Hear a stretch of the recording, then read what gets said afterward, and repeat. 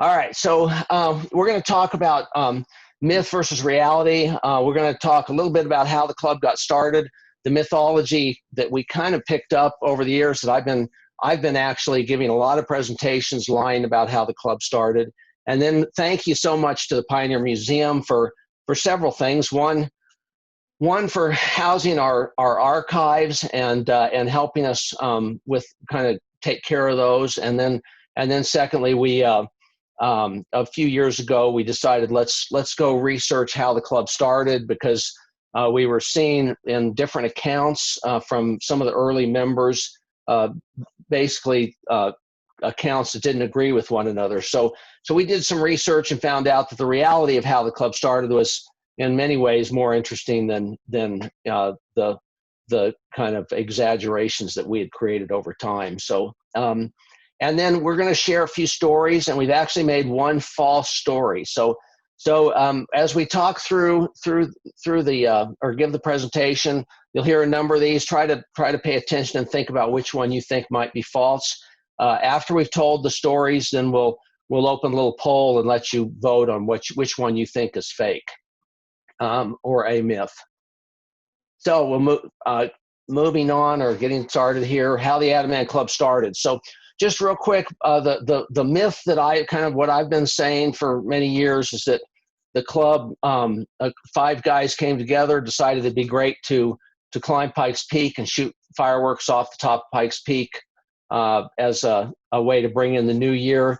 And so they hiked up the cog track, and they picked up some flares that the train cog had left behind as they went up the cog or up the tracks. And then they broke into the Summit House, and they then took a bunch of railroad ties and piled them up and did a bonfire at midnight, and then also shot off these flares that they had, or lit these flares that they had found. And so in reality, the reality is much different. But I've often said that this group started, this vaunted local tradition started with an act of theft, breaking and entering, and arson. And so anyway, it turns out that it was much different than that, and I'll let Don talk about that. But here's a sample image of the a later group we call a reenactment of the bonfire.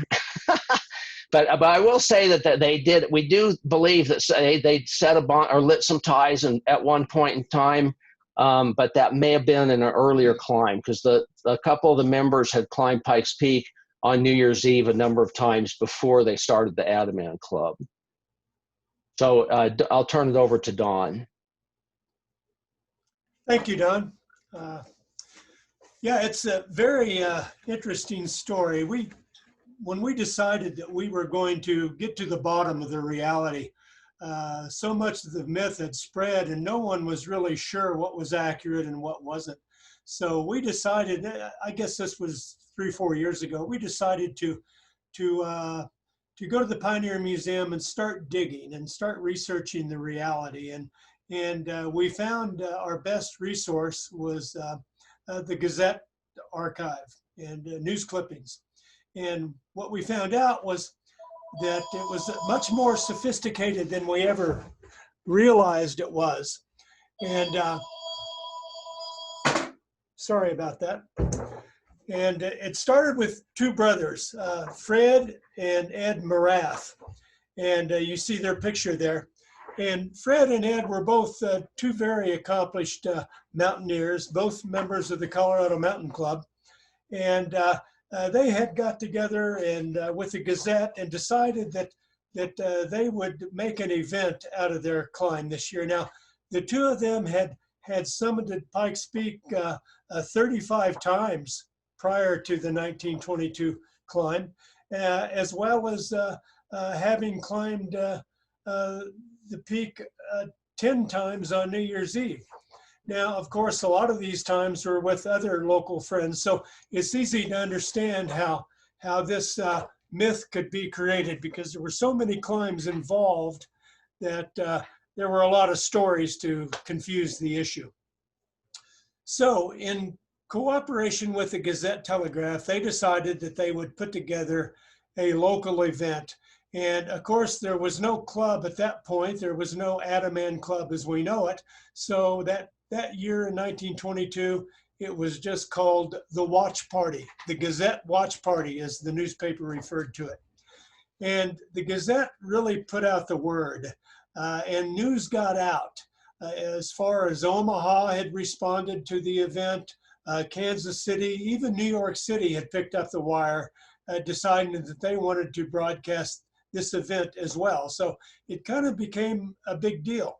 And there was another promoter behind it all as well, and he was a local sports dealer in Colorado Springs, a gentleman named John Garrett, and that's his picture right there.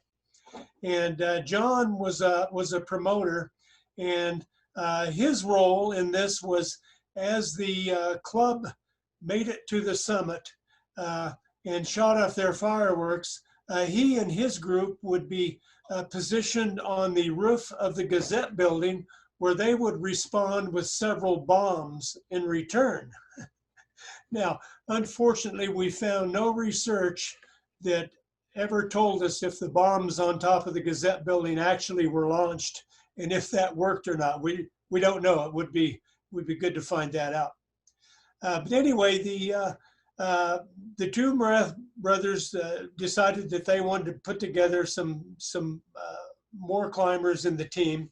So they approached another Colorado Mountain Club member, Fred Barr, which we all know very well via Barr's Trail, another accomplished climber named Willis McGee, and then another Colorado Mountain Club member, Harry Standley, who many of you may know was a local photographer in Colorado Springs. Harry, matter of fact, had by this time had summited all of Colorado's 14ers, and not only did he photograph those 14ers, but he photographed from the summit of the 14ers, which was kind of unique. And so this was the group. This was the Frozen Five. Of course, this picture only shows 4. Harry was the man behind the camera, so making up the Frozen Five. Well, the climb for these 5 was very, very difficult. They chose to climb up the Cog Railroad tracks, which is a very arduous climb, and conditions were tough. A few days before their climb, there were a couple of University of Colorado students that made the climb so as to report back conditions. And they had reported that the few days before the New Year's Eve in 1922, they encountered on their way to the summit snow drifts anywhere from 5 feet to 15 feet high, which is quite large snow drifts. However, they had reported as well that a lot of it was ice pack, which I guess made it a little bit easier to climb. So you wouldn't be sinking into the drifts as much. So their New Year's Eve climb was very, very difficult. By the time they got to Windy Point, they encountered incredible winds. And from Windy Point on up to the top was the toughest part of the climb. And I guess there was much concern about them actually making it to the top. However, they did make it to the top. They found the key into the Summit House. In those days, the Summit concessionaires were the Stewart brothers, and they had hid the key for them.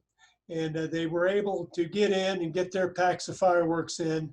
Of course, inside the Summit House, it was almost as bad as outside because the snow leaked in very bad. They had to shovel snow away to get to the potbelly stove, but they did get it lit, and all was well. They were safe. The agreement with the Gazette would be that at 9 o'clock, they would fire a green flare, a green rocket. And that was to let everyone know that they were on top and they were safe. And that did come off at 9 o'clock. The green flare got out. They also had the agreement that after midnight, should there be a problem, they would fire another flare to say that there was trouble. Luckily, there was no report. We could find no research of that having happened. So we know through time that all was well in that regard as well. So the time from 9 o'clock to midnight, they set up their rockets and they set up their fireworks and getting ready for the big event. So right before the big event, they fired off their flares and they fired off their rockets, and then at midnight they fired off the big show, and I guess it came off very well. And another interesting thing that happened was the city electrician for Colorado Springs at that time, when the show was going on, dimmed the lights of Colorado Springs for 30 seconds, kind of an answer, kind of a thank you to the AdAmAn members, or at that time the Gazette Watch Party, as they were known, as a thank you to their effort. Can you imagine today the city dimming the lights of Colorado Springs for 30 seconds? Can you imagine what that would do to everyone's computer?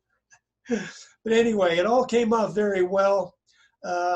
They made their way down the mountain the next morning, and I guess the talk was that, gee, this worked pretty good.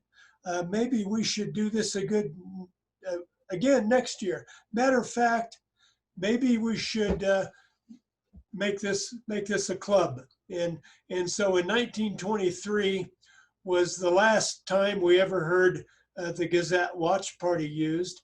They had come up with the name AdAmAn. They decided they didn't want it to be a last man standing or a last person standing type of club, which was common back in those days.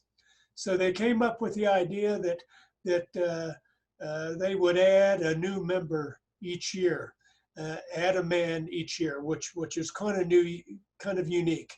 Matter of fact, it's commonly said among the AdAmAn Club that the club is not so much endowed with an endowment, a financial endowment, but endowed with perpetuity by the fact that they bring in someone new from the community each and every year to keep the club young and active. Matter of fact, Fred Barr said in 1970, he says that the AdAmAn Club will live on. Matter of fact, it could live on to 100 years, and then so it looks like that Fred's prescient statement in 1970 will come to pass. So I'm going to turn it back over to Don. That's kind of how the official way the club started. And Don, take it away. Thanks, Don. So one of the stories here you have to decide, is this myth or reality? It's about the climber who died. This is what the inside of the Summit House looked like back then, not when the AdAmAn Club was there, I should say. So one of the climbers laid down on this counter, and there was a kerosene stove underneath him. And so he basically got carbon monoxide poisoning. And after the midnight show, they tried to wake him up, and he wouldn't wake up. And they thought, oh, he's dead. So we got to get him down off the mountain. And back then, at midnight, they would hike down the road to Glen Cove, or Elk Park, just above Glen Cove. And so they decided, well, a couple of them just hung him over their shoulders, and they dragged him, basically grabbed his gear, and they hiked down the road, dragging him between them, and ended up wearing holes in the toes of his boots in the process, because it was 6 or 7 miles of dragging this guy down the mountain. They got down there, the Four-Wheel Drive Club meets them and gives them a ride down the mountain. So they threw him in the back of a car, and they're driving down. They get down to Manitou, and suddenly he revives. He wakes up, sits up, says, "Where am I?" And looks at his boots. What happened to my boots? So anyway, guess whether that's truth or fiction. And we'll move on to does the AdAmAn Club have women members? And so I'll turn it over to Cindy to talk about that.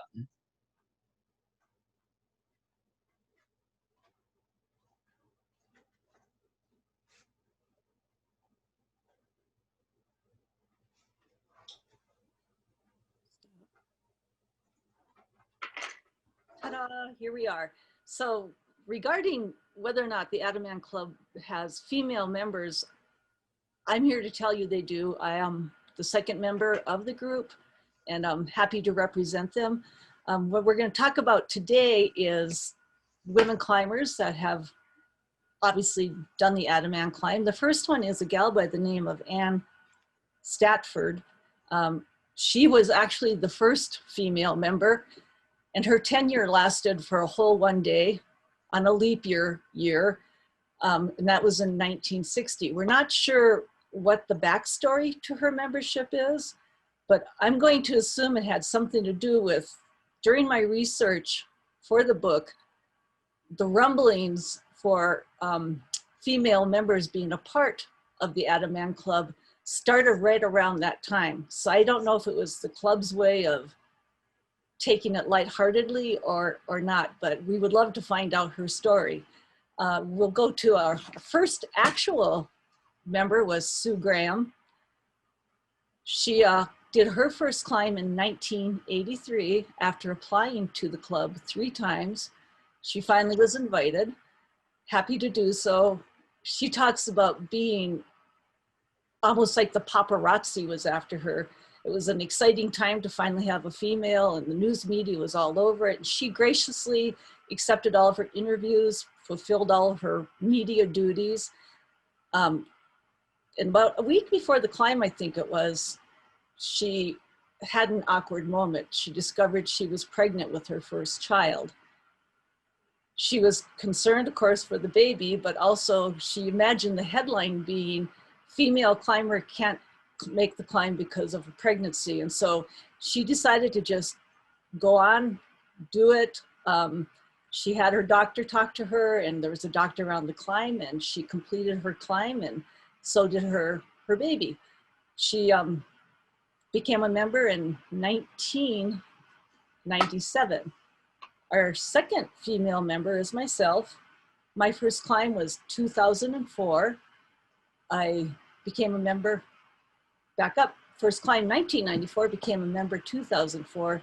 And the story I remember was on my added year, and there were news cameras set up, and they asked me what I thought the trail conditions would be like. And I said, icy for the bottom third, good for the middle third, and icy for the top third. So we all got lined up and headed out, and the new member leads the climb. This was back before they did work on Bar Trail, and it was a solid ice sheet. I probably got 20 steps into my first climb as a member, slipped on ice, I twisted, I turned, I pirouetted, and I ended up on my side. Didn't get hurt horribly, but I never got to see the video because, of course, the news media recorded it. But I heard it was probably the best AdAmAn ice capades ever. Moving on to Ann Nichols, who's on your screen right now. She did her first climb 2002, and she liked to talk about how nice the weather was that year. Her membership was 2011, and the nice weather did not last for her added climb. This was the year the club recorded the highest wind event, I think, in its recent history. And poor Ann, who is just a little gal, maybe weighs 100 pounds with her pack on, she was struggling with the wind, as were all of us, but it took 2 other AdAmAn members, Brooke Chestnut on one side and Sean O'Donnell on the other, to keep her earthbound. She said if they had not been there, she probably would have been found somewhere on the Eastern Plains the next day. We're gonna touch a little bit on other female climbers. 1970, the lovely lady on your top left-hand side, the black and white photo, is Peggy Parr. A remarkable story, Peggy is. She joined search and rescue in her 50s, made her AdAmAn climb, and she only wanted to do one at the age of 70, and that was again in 2002. Peggy was so concerned about this hike that she fretted about it, and she worried about keeping up with the men, and just got herself into a tizzy. So she decided to pack her sleeping bag up to bar camp a week before the climb. And then the day of the climb, she stuffed that vacant space with newspapers to make it look like she was carrying a full pack. And completed the climb with no problem. Like I said, just a remarkable story, that lady. 2016, we had Ling Lee join us. She's the gal on the top right-hand side with the blue hat. Many of you may know her as the queen of Pikes Peak. Another remarkable person. She's an accomplished climber. She has climbed Pikes Peak every month, and I'm not sure for how many years. And during the winter, spring, winter, summer, Ling is out there doing Pikes Peak. Also joining us in 2016 was Priscilla Clayton. She's the one bottom left-hand side holding the bomb. She moved here from Texas in 2012, quickly embraced and loves the Colorado lifestyle, has done 5 climbs now with the AdAmAn Club, and it's just a delight to have along with the crew. Very outgoing, fun to be with. Our last female climber is Jessica Stewart. She did her first climb today, and bless her heart today, she did it this year, but she chose to do the climb with the group that did Bar Trail in one day. So they started at 5 a.m., encountered deep snow with no broken trail, finally got to the summit at 7:30. So I think she proved herself to be worthy of climbing with the club. The other 2 climbers that we have are media personnel that have joined us. The one on your left-hand side is Catherine Jaffe. She hiked with us one day and to develop a podcast. And so the amazing thing about her was, even up high, as she was interviewing you, it didn't sound like she was breathing hard at all. And our last one is Helen Richardson. She is a photographer and reporter for the Denver Post. She hiked with us 2019, did a remarkable job, wrote a nice story that was a fold-out full coverage on the AdAmAn Club. I would like to, as we leave this portion of my presentation, have a quote from Peggy Parr. And in the quote it says, there is a simplicity in the wilderness that appeals to women. There's a great rejuvenation in the outdoors that we don't find at home. And I think that sums up why women decided to get out and enjoy the outdoors. The next part of our presentation showed up on the description as the good, bad, and ugly, and so this will be that portion. We're going to start out with the good and go downhill from there. Some of the good things on the climb is camaraderie. Here we have a group photo from 2016 when the group went up the highway. A game of volleyball, which has been an AdAmAn tradition since 1994, when out looking for firewood for the bonfire, somebody found an old, hard, frozen volleyball. And AdAmAn, being who they are, they started a game with it. And then in addition, we have more group photos, bar camp, on the trail, on the way to bar camp. Going here, there is a photo of everybody at A-frame. Going down from that one is an interesting shot, and I'm not sure if you guys can see it, but the people there are from Windstar, the film crew that is doing our documentary. And up high in the sky, you can see their drone. And then going to the right of that one is the traditional mirror flash at A-frame. And above that one is the group making its way to the home stretch, about 10 minutes from summit right there. Camaraderie, again, hugs on the top when you get up there. It's usually the added person job to stand at top and welcome everybody onto the summit. And there we have Don Kallaus and Bill Wirt with their bucket of green chili. Another group photo, which is taken on the ridge going into bar camp. Below that one again, volleyball. Across from that one, the group is up in close to the North Ridge, making their way towards the traverse. And then 3 of our officers that year eating, I think they were day-old donuts, but they seem to be enjoying them. Another part of the good is families that find this club or treasure it so much that they encourage their family members to join. I think that speaks very highly for the club. And I think having family members and generations joining the club has kept a lot of the really important traditions alive. This family is the Grahams. We have Joseph Graham. We have John with his hand on his shoulder. Across from him, we have Mike. And then sitting below Mike is Sue Graham holding the little baby that she carried to the summit on her first climb. Probably the youngest child to ever make the climb. Here we have the Lindemann brothers, Ted on your left, Carl on your right. In addition to the brothers, their dad was also a member, and Carl's son, Rob, also made 2 climbs with the club. Here we have the Pierce family. Dr. L is in the center. To his left is his son, Phil Pierce. To his right is his son-in-law, Mike Reeder.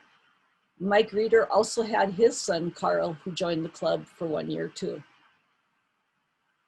Here we have, this one's unique. We have 3 generations of the Summers family, starting with Bruce Summers. He was president of the club for I don't know how many years. His son, Bob, in the center. And then to the right of that one is the older version of Bob Summers with his son, Mac. So pretty cool 3 generations. Here we have the Stafford family. In the center is Dr. Bob Stafford. Off to his immediate right is his son, I forget his name. But, you know, so going left to right, we have, and I should probably put my glasses on this. There we go. We have left to right, Phil Stafford, Rob Stafford, Dr. Bob Stafford, Tim Stafford, and son-in-law, Mike Reeder. And here we have a very special one. We have little baby Don Sanborn with his grandfather, Don Lowry. Dan Stewart with his son, Tyler. And here we have Lance Stark and his son, Luke Stark. Next is more good, the views, and we're just kind of go through these slides and just kind of let you enjoy a few views along the way.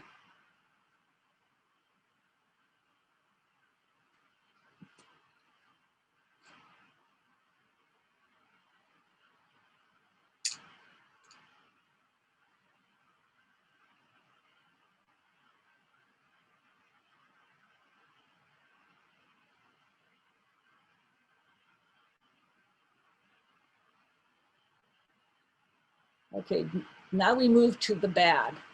The first bad is wind and cold. And as you can see, it looks pretty windy and cold. So there's a few slides of this.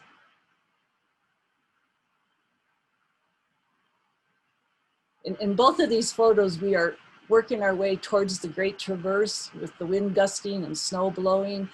A shot of the boulder field, and the shot on the right is just to show that the bad weather not only happens on the second day, but also on the first day too. Another low on Bar Trail bad weather day. And then Dr. Sean O'Donnell, this happened on Anne's added year with the wind, and it actually, with flying debris, busted out one of his lenses. Here we have Anne on her added year. You can see how she is bent over trying to battle the wind. And this was the next photo, or this one of the weather station. was someone took a picture of it when we got to the top, and the gust that put us down, it knocked the whole club down, was at about 12:30 and was recorded at 110.6 miles per hour. So more bad, here we have examples of people just laying around being lazy. There's bonfires to be built, there's equipment to get ready for the next day, and instead they're just taking a nap. Here we have fighting. We have a gentleman sitting on a chair while poor Anne sits on the ground, so why not offer your chair up for her? We have Chuck Bowles walking around with a camera attached to his eye, not paying attention where he's going. We have another member, Phil Stafford, who's just goofing around and not taking things seriously.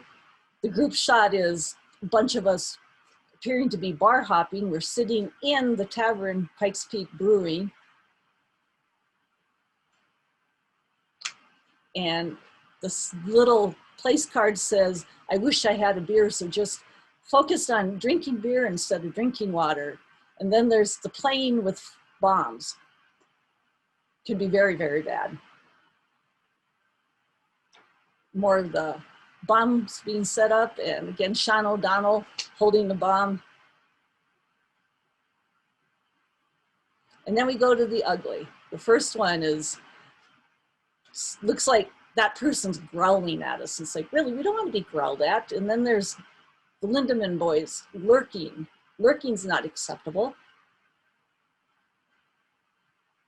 Then again, you know, Ted, can you at least wash your face before we leave? There's mooning going on. And then, please, pack a hanky or a Kleenex or something, people. And another gorgeous snotsicle.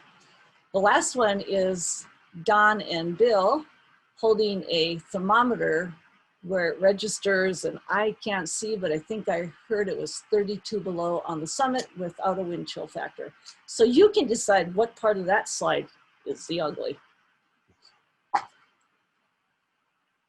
So I think we're going to turn it over to, I believe, Don Sanborn again. Yep. Thank you. Thanks, Cindy. Yeah, so back to some of our stories. Again, is this true or false? And so hill climb drivers climb with the club. In 1966, the AdAmAn Club invited Bill Daniels on the standing on the left, and Nick Sanborn, my uncle, to climb with the club. And they weren't mountain climbers; they were hill climbers. And so I suspect they looked a lot like this gentleman in this photo. They didn't have any mountain equipment or mountain climbing equipment. They basically wore dress shoes and warm socks. They took some alcohol with them to bar camp, got, I think, a little drunk at bar camp, and then the next day were totally miserable above bar camp. Again, not having the right gear and having hangovers, I think. And so they basically, after that experience, they never wanted to climb with the club again. And based on their behavior, I'm not sure whether the club wanted them to either. So that would decide if that's true or false. And then an AdAmAn guest becomes the first male member of the AdAwoman Club. So just a reminder that there's an AdAwoman Club. They were formed in Cascade, Colorado, to kind of poke fun at the AdAmAn Club when the AdAmAn Club didn't have any female members. And so their tradition was to climb Pyramid Mountain, which is a little hill on the side of Cascade. And so the women would go up, they'd light some, I think at 9 o'clock, they would light some sparklers and drink a little pink champagne and sing I Am Woman by Helen Reddy. And while they were up there, their husbands would stay behind and bake cookies for them. So when they'd all come back down to somebody's house and have cookies. So anyway, of course, we added the first female member, Sue Graham, in 1997. So 2 years later, they decided to add a man to their club. And my uncle, Nick, had been bugging them, saying he wanted to be the first male member of the AdAwoman Club. So they made him a member. And unfortunately, in early December, he was diagnosed with a brain tumor and died before he could climb with the AdAmAn Club. So my cousins took his place, but basically we told them, if this is what happens to a man that joins your club, then I don't think you're going to get any more men joining the AdAmAn Club. So anyway, and then since we've mentioned the AdAmAn Club, we'll just make a quick mention of the AdAmAn Club, another group that sort of formed to poke a little fun, I think, at the AdAmAn Club, or have fun with the name. And so for a while, they of course climbed the peak. They would usually climb it. I think they'd usually go up to the A-frame, spend the night, go up early in the day, and then we would see them as they were coming down off the mountain, and we were going up. And but of course, their model didn't last very long. So we haven't seen them in quite a while. There's another, is this true or false? Runaway burro. The club in the early years used some burros to help pack equipment and fireworks up the mountain. And of course, Fred Barr built Barr Trail and Barr Camp as a means to run his burro kind of tourist burro service up Pikes Peak. He'd give tourists rides up Pikes Peak on burros.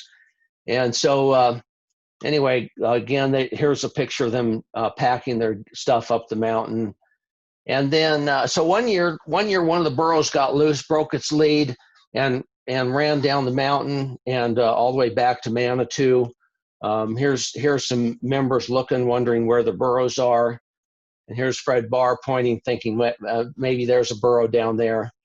In any event, the burros got down to Manitou that night, and some drunken revelers found them in the middle of town and realized they had a bunch of fireworks on their back, and so they set up the fireworks, lit them off in the middle of Manitou Springs.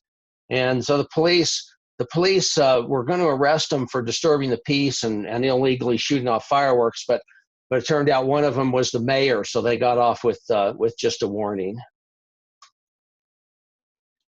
So I think that we've got our four stories, and I think we're going to open up a poll, I think, for you to vote on which stories you think are the false one. So pick which you think is false, and we'll in a while we'll revisit that. But while you're voting, we'll go ahead and talk a little bit about fireworks over the years and a couple stories related to that. Of course, the club, during the first climb, they carried 150 pounds of fireworks on their backs. To our knowledge, that's the only year they did that. The rest of the time, they had it delivered on the COG ahead of time and waiting for them. So anyway, they shot rockets like these and some bombs up. And here's another example. And then they used gravel and took it up the mountain for quite a few years. They had big metal boxes, and they would put these mortars, these cast iron mortars, in the boxes, and then backfill around them with sand. And then they would lay the fireworks out in the summit house, and then form a bucket brigade out the door and out to the fireworks. And then it would get to the end of the line, and in this case, George Lindemann drops a firework in a mortar, and then Jimmy Bates is kneeling down with a flare in his hand. So basically, George steps away, Jimmy lights the firework, and it goes off right next to him. And thankfully, we don't do it that way anymore. One year, Jimmy Bates lit a firework, and the fuse goes, and then nothing happens. So it's a dud, but they have to be careful. So they go inside, wait a little while. They're about ready to come out, and boom, they hear a big boom. They come outside. This firework had gone off in the mortar, and pieces of metal from the mortar were embedded in the sides of the summit house. Here's a year when they had to use something called the dense pack. And I think the mortars in this case were all thick cardboard.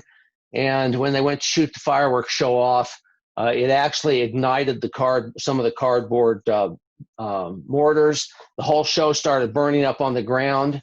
And so they basically abandoned the summit, went down the mountain, and even as they were 12 miles down the road or whatever, going across Crystal Reservoir, there were still fireworks going off every now and then from this burning show that essentially completely burned up on the ground. Nowadays, we're much more safe. We've got a specially built trailer that we load up. Everything's electronic. We run some cables about 120 feet away from the trailer, so we can shoot from a distance. So let's see. Has everybody voted? Don, it looks like about 75% of people voted. Yeah. Okay. I'll go ahead and announce which story is real. So it looks like the climber who died is the winner from people's whatever thoughts, but that actually did happen. That was that was true. And then hill climb drivers, that was true. AdAmAn is true. It's the runaway burro that's a made up story. So feel free to share it as though it's real, because that's the way we like to do things. So real quick, we're just going to hit on just a couple other things. The Pikes Peak Summit House has been in the news this week or last couple weeks. So here's a picture of it when it was brand new, and the lunch counter. And so it almost right. It was built in 1963, went into operation in 64, and in the first year, it had already started to sink into the permafrost. It didn't have a good foundation under it, and so it was. It basically that metal frame that you can see, those steel girders and things. Over the years, those have been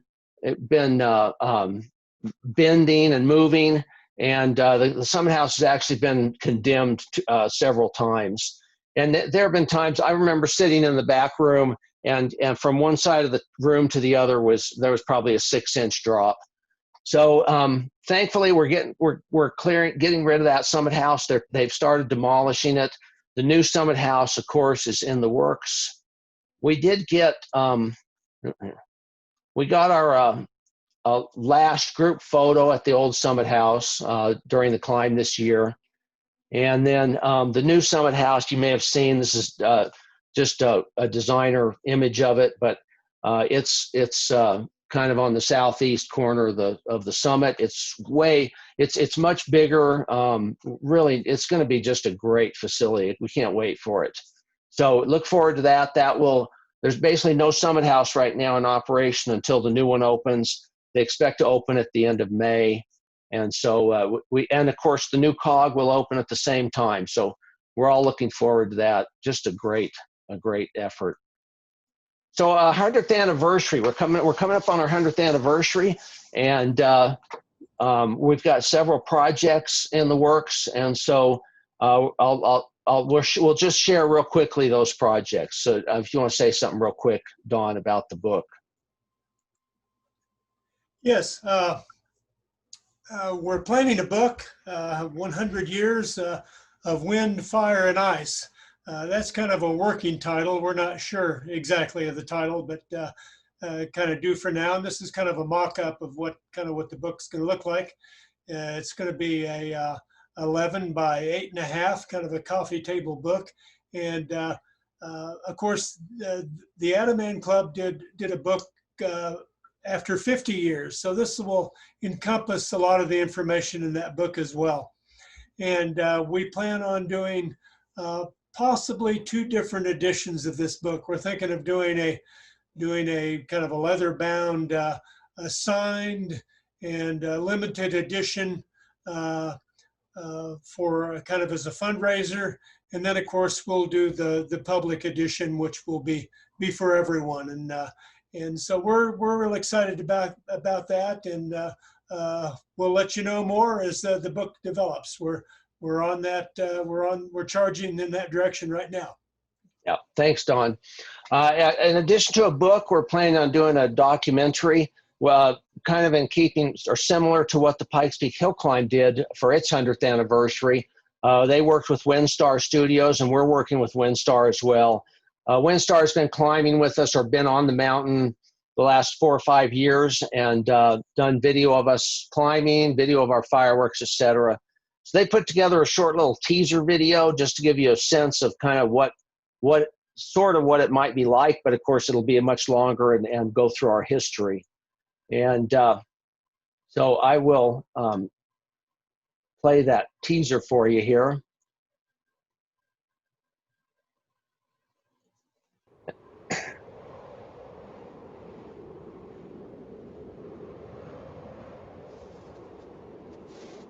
I guess ignorance is what keeps us going back.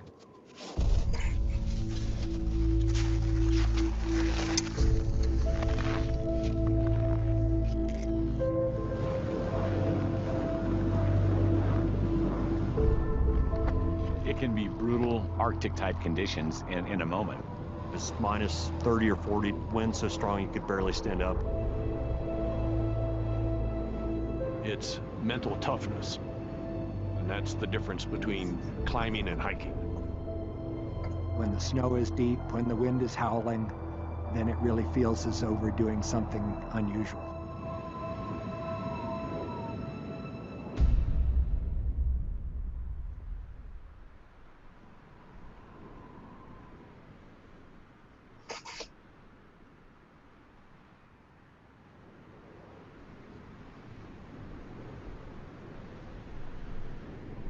It's a tradition that was started with an act of breaking and entering, theft, arson.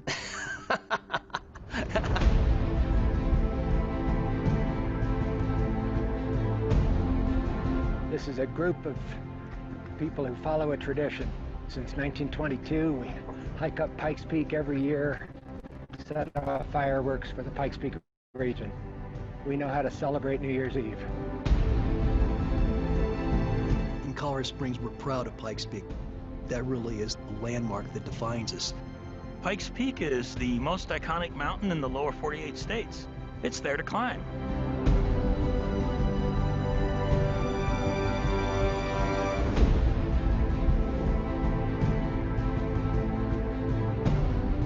Oh, it's real cold. Enough for icicles anyway. My foot keeps falling, but my mind pushes me onwards. Sometimes it really gets tough, but you always know that somebody has your back. It's not just about getting up to the summit. It's about getting everyone on the summit. We will hit the dusty trail. Dun, dun, dun, dun, dun, dun.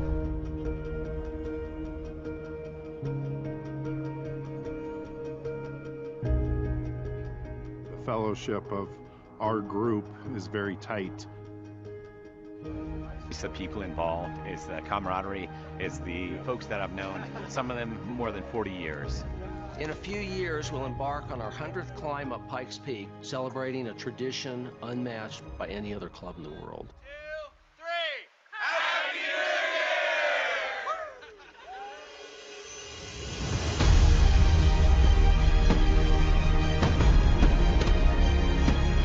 Outstanding tradition. It's the only one in the entire country that's like this. It's an amazing thing to climb America's mountain and set off fireworks from the top. There's really nothing I can compare that to. It's truly one of the biggest highlights of my life. Who doesn't love fireworks? Holy moly!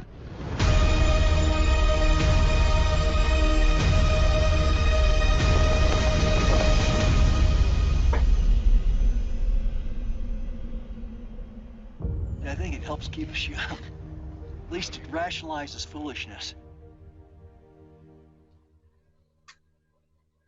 So aside from the documentary, we also have an art project downtown we're working on.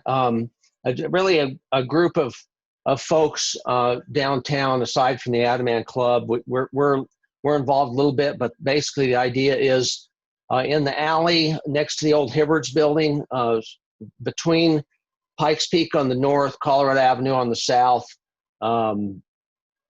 Tejon on the west and Nevada on the east. That alley that goes through there, the idea is to call it AdAmAn Alley and put some artwork in there, mostly on the west side. There's a hanging piece in there right now. It's the little center bullet picture on the far left of the screen. That in place of that, we potentially put some electronics to, and we'd be able to make like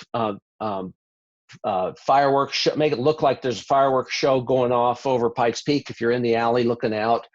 There'll probably be murals. There's talk about maybe having a depiction of Bar Trail from Nevada over to Tejon, and you could follow it, and there'd be QR codes in places where you could look at it with your phone and bring up pictures or videos or information about points along Bar Trail.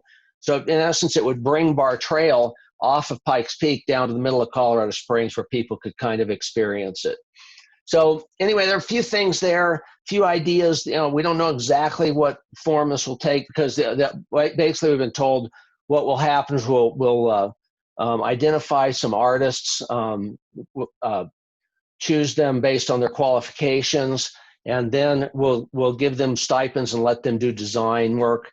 And then we'll judge their designs, pick the best designs or the best design, and then implement it. So the idea is for this to be open and available by the 2022 or 2022 climb.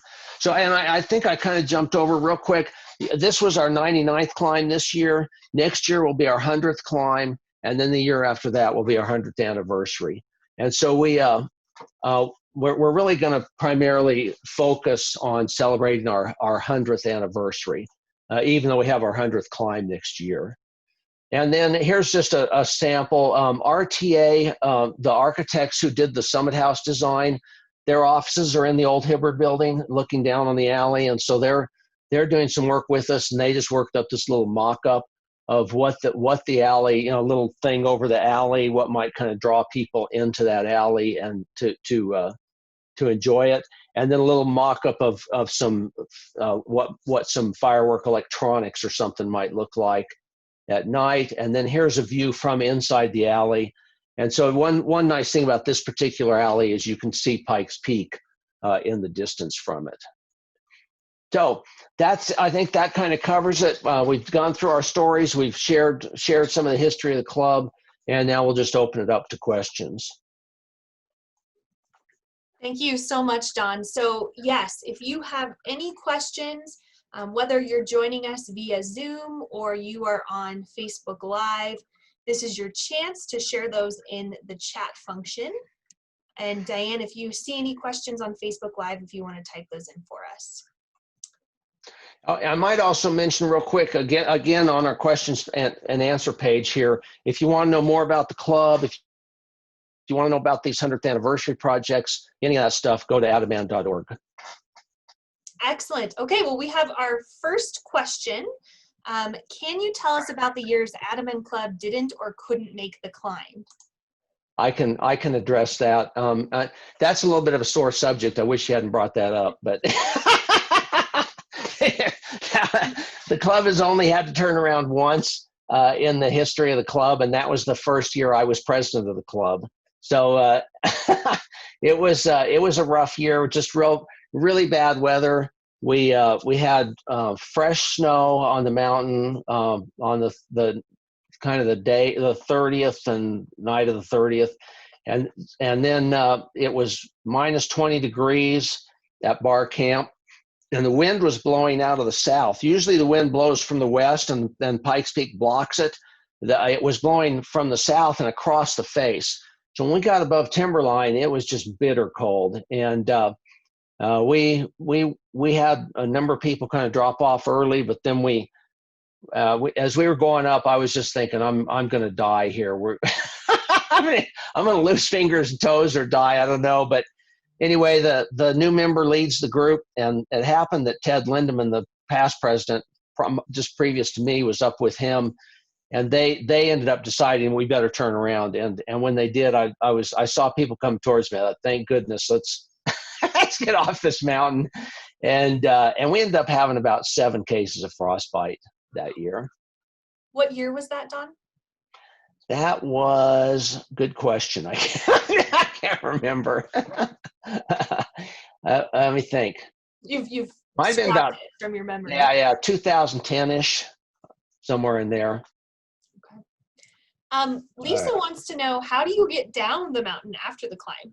Yeah, so we have the 4-wheel drive club comes up and gives us a ride down, and so that for many years when the highway was closed, for most of the history of the highway and the club, the highway would be closed in October and not open again until May. But the year of the Hayman fire, 2003, they were shut down for so much of the summer. They decided to try leaving it open through the winter, and so prior to that, the club would often have to hike down to Glen Cove and get a ride down. But once they started leaving the road open, and they would help us, they'd plow the road for us if need be. This highway would. But we've in recent years we've been having the 4-wheel drive club come to the summit and give us a ride down. So there's a question about the 9 p.m. fireworks. I know this year you did the larger show. What do you typically do at 9 p.m.? Usually we shoot 5 fireworks in honor of the original Frozen 5. And I think the whole 9 o'clock thing came about because of that first year when they had the agreement of a green or red flare if they needed help or not. And so anyway, we usually just shoot 5 fireworks. So we did. I mean, I think we might have started something we probably shouldn't have. It was great. We're hearing a lot of good things about being able to watch the fireworks at 9 p.m. So yeah, I don't know that we'll do it this next year, but I'm sure we'll probably do it again for the 100th anniversary for sure, because we'll want to do something bigger that year, in honor of our anniversary. Yeah, it was great for those of us who can't make it till midnight on New Year's Eve. Yeah. I know, unfortunately, I have a lot of friends and family who can't make it till 9 p.m. So that. Great question. How do you finance club activities? And they said, do you do car washes? Do you have basements? No. It's self-funded. So it's mostly members with a few friends of the club who basically just donate money to cover the cost of the climb. We are, as part of our 100th anniversary stuff, we are working on a fund to kind of help fund future fireworks. Okay. In case we get a whole bunch of members who don't have any money to to cover the cost. A lot of questions about membership. I'll kind of put these together. They want to know the oldest person who's ever been on the climb. How many members? Will there ever be a limit? How do you become a member? If you want to kind of talk about that would be great. Sure. Yeah. Some of this is I'm kind of guessing at. I don't have exact numbers. The oldest to climb, I can't remember now. It was either Jim Bates, Ed Kirchis, or Al Pierce, I think. But I can't remember. But I want to say they were 80, 81, 82, somewhere in there. So, and then I'll mention that the most climbs of any member is Ted Lindemann. He's done 50 climbs. And then how many members we have? That on the order of 40-ish alive, but some of those we never hear from. They're out of town or, older and out of town. And we probably have 30-ish to maybe 30-ish to 35 that are active kind of in town or nearby. And then as far as climbing goes, we generally have 20 to 25 climbing members, and then we fill out the rest with guests. And we limit our group to a little over 30 climbers, primarily because there's only so much room at bar camp. Mm-hmm. And then this year, due to COVID, we actually asked a lot of members not to climb, and so we only had, I think we had 19 climbers this year, and then 5 of us went up and set up fireworks. since we were doing a little extra fireworks show. Great question. Have you ever considered changing the name to Add a Person? Not quite as interesting as AdAmAn. I don't think so. You know, one thing I think worth mentioning is that with the club, the word AdAmAn, then early members thought it would be nice to spell it with capital A's in the name, and so they depict mountains. And so of course the AAA, and it's part of our logo. And I think add a person we'd lose one of our mountains in our name, and we'd little of the whatever. So yeah. Excellent. There are so many great questions. Here's one about has a celebrity ever made the climb with you all? Any celebrities? Besides hill climbers? I mean, you all are famous now, but you know. Those are local celebrities, I guess. No, I think I'm trying to think. We've had the governor of Colorado climb twice. Governor Lamb climbed with the club. We've had Lieutenant Governor climb a couple times. Joseph Garcia, and trying to think. Oh, we've had local news personality climb with the club, you know, and I can't say, I forget some of these guys, but back in the early days, KRDO was covering it heavily, and so they're, you know, you could see some of their guys on the climb.